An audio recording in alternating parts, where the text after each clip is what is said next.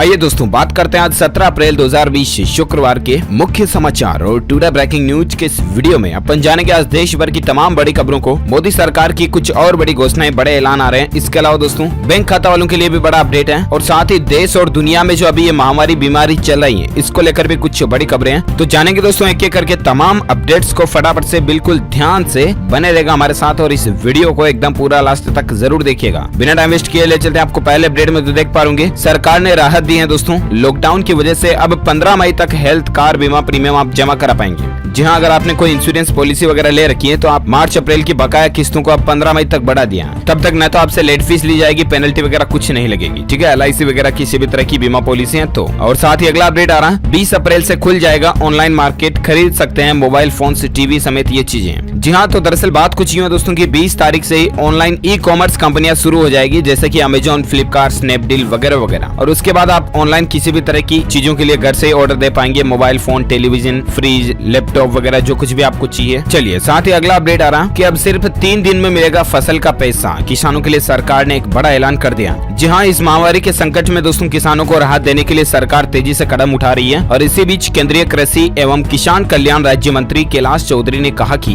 किसानों से खरीदी गई फसलों के दाम का भुगतान महज 3 दिन के अंदर अंदर किया जाएगा और राज्यों से फसल खरीद की समुचित व्यवस्था करने को भी कहा गया। आपको बता दें दोस्तों 15 अप्रैल से देश के कई राज्यों में रबी की फसलों की खरीद भी शुरू हो चुकी है, गेहूं, सरसों, चना वगैरह सब कुछ की। ठीक है, तो ये किसानों के लिए सरकार का बड़ा ऐलान है, राहत बड़ी बात है। और साथ ही अगला अपडेट देख पाएंगे भारतीय स्टेट बैंक यानी कि SBI बैंक के ग्राहक दूसरे बैंक के ATM पर भी 30 जून तक फ्री में कैश पैसे निकाल पाएंगे। बैंक ने इसको लेकर घोषणा कर दी है दोस्तों, यानी कि अब आप 30 जून तक भारतीय स्टेट बैंक के ATM से किसी से भी ATM मशीन से SBI, PNB, Canara bank, HDFC, ICICI या प्राइवेट एक्सिस, येस बैंक वगैरह किसी के भी ATM से पैसे निकालोगे ना तो आपको चार्ज वगैरह नहीं देना पड़ेगा। अच्छा दोस्तों, जब बात SBI की हो रही तो SBI को लेकर एक और अपडेट है, वो भी जान लीजिए फटाफट से। SBI ग्राहकों के लिए खुशखबरी है, ATM से पैसे निकालने पर तो कोई चार्ज नहीं लगेगा। इसके अलावा भारतीय स्टेट बैंक खाता धारकों को झटका लगा है और वो ये कि सेविंग अकाउंट पर ब्याज दरें भी कम हो चुकी हैं। कल से ये नई रेटें लागू हो चुकी हैं और अब आपको SBI के सेविंग बैंक अकाउंट पर यानी कि बचत खाते पर ब्याज दर 0.25% कम मिलेगी। जो पहले 3% की दर से ब्याज मिलता था वो अब आपको 2.75% की दर से ही मिलेगा। 15 तारीख से ये नई रेटें शुरू हो चुकी हैं। और साथ ही अगला अपडेट आ रहा है कि लॉकडाउन में EPFO ने कंपनियों को मोहलत दी है, 15 मई तक अब EPF का भुगतान वगैरह कर पाएंगे। तो ये भी EPFO की तरफ से एक बड़ा फैसला लिया गया है, जिससे कि देश की 6 लाख कंपनियों को फायदा होगा जिनके कर्मचारियों के लिए PF वगैरह का सिस्टम है।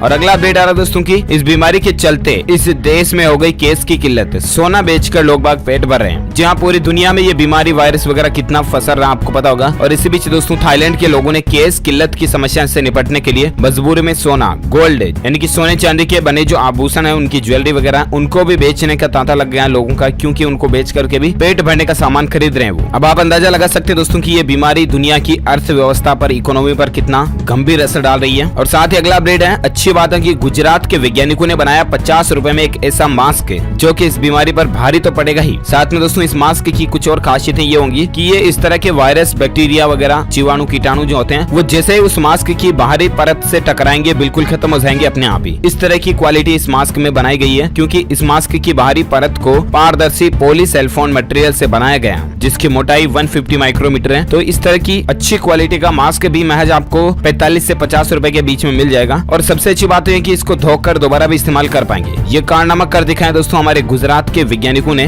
गुजरात के भावनगर में केंद्रीय नमक और समुद्री रसायन अनुसंधान संस्थान जो है ना, उसके वैज्ञानिकों ने ये इस तरह का फेस मास्क बनाया। तो बहुत जल्द ये मार्केट में कॉमर्शियली अवेलेबल हो जाएगा। लेकिन सबसे अच्छी बात है कि दुनिया के दूसरे देशों की बजाय भारत देश ने ये कारनामा कर दिखाया। हम सभी भारतीय नागरिक हैं और ऐसे में अगर आप भी इंडियंस हैं तो इस वीडियो पर एक लाइक तो बनता है दोस्तों। भारतीय नागरिकों के लिए बड़े गौरव की बात है, तो फटाफट से एक लाइक कर दीजिए। और फिलहाल अपन आगे बढ़ते हैं तुरंत अगले अपडेट में। तो देख पा रहे कि सरकार हेलीकॉप्टर से नहीं करने जा रही है पैसों की बारिश से। जानिए आखिर क्या है हकीकत। तो सोशल मीडिया पर किसी ने इस तरह की अफवाह फैला दी दोस्तों की सरकार हेलीकॉप्टर के जरिए पैसों की बारिश करेगी वगैरह वगैरह। तो PIB फैक्ट चेक की तरफ से ये कंक्लूजन निकाला है कि government is not going to drop money from helicopters. ये बिल्कुल फेक है, कोई अफवाह है, ध्यान ना दें इन चीजों पर। ठीक है, चलिए अगला अपडेट आ रहा कि पोस्ट ऑफिस स्कीम के लिए अब आपको अलग अलग फॉर्म नहीं भरने पड़ेंगे। सरकार ने इसको लेकर नियम बदल दिया। जी हाँ, तो दरअसल दोस्तों कल ही इंडिया पोस्ट की तरफ से एक नया प्रेस नोट नोटिफिकेशन जारी किया गया और उसमें ये बताया गया दोस्तों की इंडिया पोस्ट की जो स्कीमें होती है ना, सुकन्या समृद्धि योजना, रिकरिंग डिपॉजिट, PPF या पोस्ट ऑफिस की किसी भी स्कीम के लिए अब आप कॉमन फॉर्म का इस्तेमाल कर पाएंगे। इसको लेकर एक नया सर्कुलर जारी कर दिया गया। इस कॉमन फॉर्म के जरिए इन स्कीम्स के लिए डिपॉजिट, विड्रॉल, क्लोजर और लोन के लिए आवेदन किया जा सकेगा। एक ही फॉर्म से सारे काम हो जाएंगे अब आपके पोस्ट ऑफिस में, ठीक है, कुल मिलाकर के ये। अच्छा, अगला अपडेट है दोस्तों, भारतीय रेलवे के 167 साल पूरे हो चुके हैं। आपको पता है क्या, हमारे देश में सबसे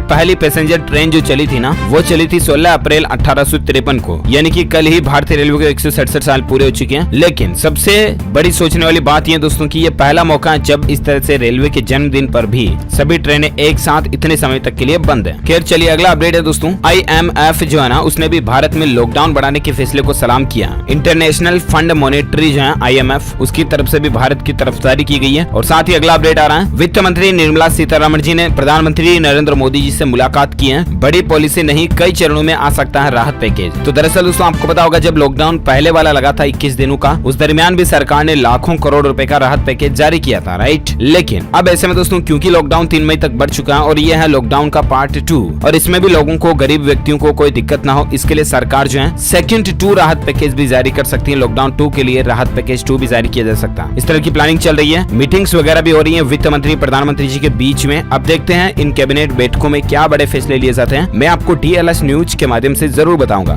फिलहाल दोस्तों अपन आगे बढ़ते हैं फटाफट से अगले अपडेट में। तो देख पा रहे एक अच्छी खबर यह है कि द्वितीय विश्व युद्ध के समय से जी रहे 99 साल के ब्राजीलियन, वो भी इस बीमारी से संक्रमित होकर के स्वस्थ हो चुके हैं। क्योंकि दोस्तों ये बीमारी ज्यादातर बुजुर्गों को अपना शिकार बनाती है, और ऐसे में 99 साल का शख्स अगर इस बीमारी से पीड़ित होकर के ठीक हो जाता है तो ये पूरी दुनिया के लिए राहत की बात है। ब्राजील का केस है, ये देखा गया, आप देख सकते हैं इसकी डिटेल। और फिलहाल अगला अपडेट आ रहा है कि 21 अप्रैल से राजस्थान में लॉकडाउन में कुछ बदलाव किए जाएंगे। जहां राजस्थान के मुख्यमंत्री अशोक गहलोत की तरफ से कहा गया दोस्तों कि 21 अप्रैल से राज्य में योजनाबद्ध तरीके से बदलाव के साथ लॉकडाउन लागू किए जाएंगे। जहां तो राजस्थान राज्य में दोस्तों 21 तारीख के बाद लॉकडाउन में कई तरह की छूट वगैरह भी दी जाएगी। मुख्यमंत्री गहलोत बुधवार को लॉकडाउन को लेकर हुई उच्च स्तरीय बैठक में ये निर्देश दिए चुके हैं। उन्होंने कहा कि शहरी क्षेत्र में ऐसे उद्योग जहां श्रमिकों के लिए कार्यस्थल पर ही रहने की सुविधा उपलब्ध है, उन उद्योगों को, काम धंधों को शुरू कर दिया जाएगा। इसके अलावा भी कई सारी जरूरत की चीजों को शुरू किया जाएगा। तो ये राहत की बात है राजस्थान राज्य के लोगों के लिए। और चलिए दोस्तों आप फटाफट से जानते हैं अपन कुछ डेटा, आंकड़े और एनालिसिस इस बीमारी को लेकर। तो देख सकते हैं उत्तराखंड में दोस्तों पिछले कुछ घंटों में कोई भी नया पॉजिटिव केसेस नहीं मिला। 24 घंटों से 37 पर आंकड़ा लगातार ठहरा हुआ है, ये अच्छी बात है। इसके अलावा अपडेट देख सकते हैं कि भारत के 17 राज्यों के इन 27 जिलों से खुशखबरी आई है। 14 दिन से यहाँ पर भी एक भी नया मरीज नहीं देखा गया। कौन कौन से 17 राज्यों में, तो इसकी डिटेल भी आप देख सकते हैं। जिन जिलों से 14 दिनों में कोई भी केस नहीं आया, उनमें कर्नाटक के 5 जिले हैं, छत्तीसगढ़ के 3, गुजरात, तेलंगाना और केरल के 2-2 जिले हैं। वहीं बिहार, पश्चिम बंगाल, राजस्थान, गोवा, उत्तराखंड, उत्तर प्रदेश, जम्मू कश्मीर, मणिपुर, पांडिचेरी, मिजोरम, पंजाब, हरियाणा और मध्य प्रदेश का एक जिला शामिल है, जहाँ से पिछले 14 दिनों के दौरान एक भी केस नहीं देखा गया। तो उम्मीद है दोस्तों सरकार 20 अप्रैल के बाद इन इलाकों में लॉकडाउन खुल कर सकती है, इस तरह की संभावनाएं नजर आ रही है। ओके चलिए बात करते हैं अगले अपडेट की। तो देख पा रहे कि दोस्तों इस बीमारी से जंग में बिहार में भी इसके 2 नए केसेस देखे गए हैं, और अब बिहार राज्य में टोटल संख्या 74 पहुंच चुकी है। इसके अलावा अपडेट देख सकते हैं कि इस बीमारी की लड़ाई में भारत अब तक अव्वल रहा है। दूसरे दुनिया के देशों से भारत अभी भी आगे चल रहा है, इस बीमारी के खिलाफ लड़ाई में आगे चल रहा है, ना कि आंकड़ों में। और इसलिए भारत देश की दुनिया भर के देशों में चर्चा हो रही है। भारत सरकार की भी तारीफ की जा रही है, अच्छी बात है। साथ ही अगला अपडेट देख सकते हैं दोस्तों कि अमेरिका में 30,000 से ज्यादा लोगों की जान जाने की खबर है, और इसके अलावा 2 करोड़ से ज्यादा लोगों की नौकरियां भी चली गई है। वही दोस्तों अमेरिका में इसके टोटल आंकड़ों की बात करें तो 6.5 लाख समथिंग तकरीबन आंकड़े टोटल इसके पहुंच चुके हैं। जबकि अमेरिका की जनसंख्या बहुत कम है, तो इनके आंकड़ों के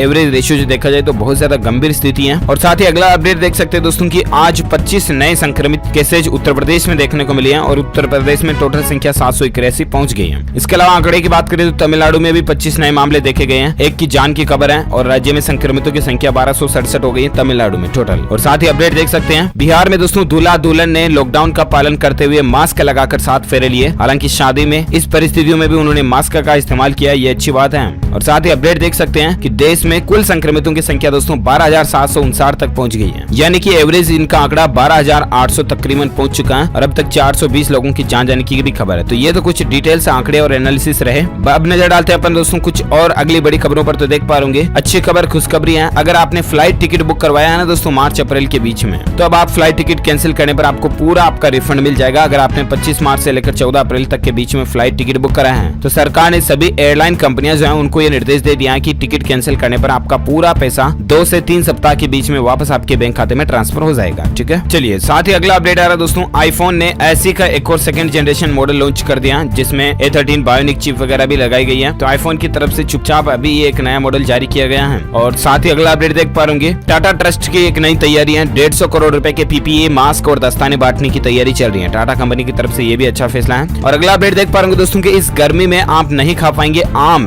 क्योंकि दोस्तों ये जो बीमारी है ना वायरस की, इसने दुनिया भर से आम पैदावार को गड़बड़ कर दिया। वो कैसे, तो जरा समझिए। बात कुछ यूं है दोस्तों की दुनिया के तमाम देशों में अभी लॉकडाउन वगैरह लगा हुआ है, ठीक है। इसके चलते दोस्तों आम की फसलों का प्रोडक्शन जो है वो एक जगह से दूसरी जगह पर जाने में दिक्कत आएगी। और अगर लॉकडाउन नहीं खुलते हैं तो ऐसे में आम उत्पादक किसानों को भी इसका नुकसान भुगतना पड़ सकता है और हो सकता है कि आम की सप्लाई पूरे भारत में नहीं पहुंच पाए। खैर देखते हैं परिस्थितियां क्या रहती हैं। साथ ही अगला अपडेट देख पा रहे कि सरकार की अनुमति पर 20 अप्रैल के बाद शहर के बाहर मौजूद यूनिट में शुरू कर सकते हैं काम। तो इस तरह की भी गवर्नमेंट छूट देने जा रही है 20 तारीख के बाद। और अपडेट आ रहा है दोस्तों की इस बीमारी से जूझ रहे देशों को IMF देगा 1000 अरब डॉलर की सहायता, जिसमें कौन कौन से देश शामिल हैं। जहां IMF यानी कि अंतर्राष्ट्रीय मुद्रा कोष जो है ना दोस्तों वो 1000 अरब डॉलर की सहायता देगा जो देश इस बीमारी के संकट से बहुत ज्यादा गंभीर स्थितियों में जूझ रहे हैं। ये अच्छा फैसला है। और साथ ही अपडेट देख पा रहे कि लाखों स्टूडेंट्स के लिए खुशखबरी है दोस्तों। सरकार ने कॉलेजों से कहा कि लॉकडाउन में नहीं ले फीस। इंजीनियरिंग, MBA सहित इन कोर्स के छात्रों को भी राहत मिली है। जी हाँ, तो दरअसल दोस्तों इंजीनियरिंग कर रहे हो या आप MBA कर रहे हो, MCA, architecture, pharmacy, hotel management, apply art and craft वगैरह कोई भी प्रोफेशनल कोर्स अगर आप कर रहे हैं तो इस तरह के लाखों विद्यार्थियों के लिए खबर राहत देने वाली है, क्योंकि केंद्र सरकार ने कहा कि जब तक लॉकडाउन खत्म नहीं हो जाता तब तक वे विद्यार्थी फीस नहीं भरेंगे और कॉलेज उनसे फीस मांग भी नहीं सकते हैं। तो ये राहत की बात है। और साथ ही अगला अपडेट देख पा रहे पंजाब सरकार की तरफ से फैसला लिया गया है, बरनाला और पट्टी जेल को क्वारंटाइन सेंटर बना दिया गया। और इसके अलावा नेक्स्ट अपडेट आ रहा है दोस्तों, उत्तर प्रदेश के मुख्यमंत्री योगी आदित्यनाथ सख्त हो चुके हैं। बोले कि इस बीमारी से संदिग्ध मिलने पर अब थानेदारों पर कार्रवाई की जाएगी। जी हाँ, उत्तर प्रदेश में इसके बढ़ते मामलों को देखते हुए दोस्तों योगी आदित्यनाथ सरकार की तरफ से कड़ी चेतावनी दी गई है।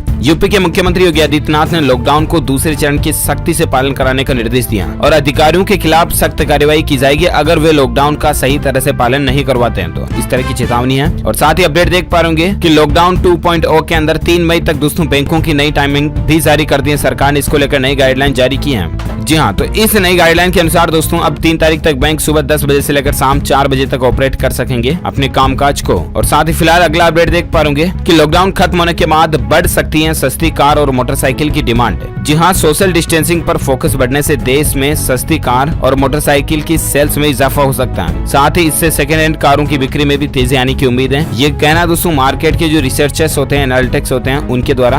और साथ ही ऑटोमोबाइल इंडस्ट्री को लेकर एक अपडेट देख सकते हैं कि MG हेक्टर का नया वर्जन 6 सीटर विकल्प के साथ में लॉन्च होने जा रहा है। हालांकि लॉकडाउन की वजह से इसकी लॉन्चिंग को टाल दिया, जो पहले मार्च वगैरह में होनी थी। अब जून में ये MG की नई कार भारत में लॉन्च होने जा रही है। देखते हैं आखिर इसकी प्राइस वगैरह फीचर्स आएंगे तो मैं आपको बताऊंगा जरूर DLS न्यूज के ऊपर। और इसी के साथ ही दोस्तों ये आज की बड़ी खबरें, मुख्य समाचार, टूडे ब्रेकिंग न्यूज का वीडियो ये फिनिश होता है। और हाँ, साथ ही आप मुझे नीचे कमेंट करके जरूर बताएगा कि भारत में अभी ऐसे कितने राज्य हैं जहां पर इस बीमारी का संक्रमण बिल्कुल भी नहीं हुआ है। जो लोग इस सवाल का सही जवाब इस वीडियो के नीचे कमेंट बॉक्स में देंगे ना, वो रैंडमली पिक किए जाएंगे हमारी DLS न्यूज टीम की तरफ से और आप जीत सकते हैं एक शानदार सरप्राइज गिफ्ट जो कि गिव अवे के रूप में आप तक पहुंचे दे जाएगा। तो जल्दी से लिख डालिए कि भारत में से कितने राज्य हैं। अगर एक भी राज्य नहीं है तो आप उत्तर में 0 लिख सकते हैं, 0 लिख सकते हैं, लेकिन जो भी आपको पता है लिखिएगा जरूर कमेंट में। और साथ ही दिल से इस वीडियो को लाइक करना, ज्यादा से ज्यादा अपने दोस्तों के साथ फेसबुक और व्हाट्सएप पर शेयर करना। लाइक करने के साथ ही शेयर जरूर करना। और अगर आप DLS न्यूज पर पहली बार आए हैं ना तो चैनल को सब्सक्राइब करके बेल आइकन भी जरूर दबा देना ताकि आपको रोजाना के ताजा अपडेट्स तुरंत मिलते रहेंगे। Thank you, take care, good bye, जय हिंद, जय भारत, वंदे मातरम।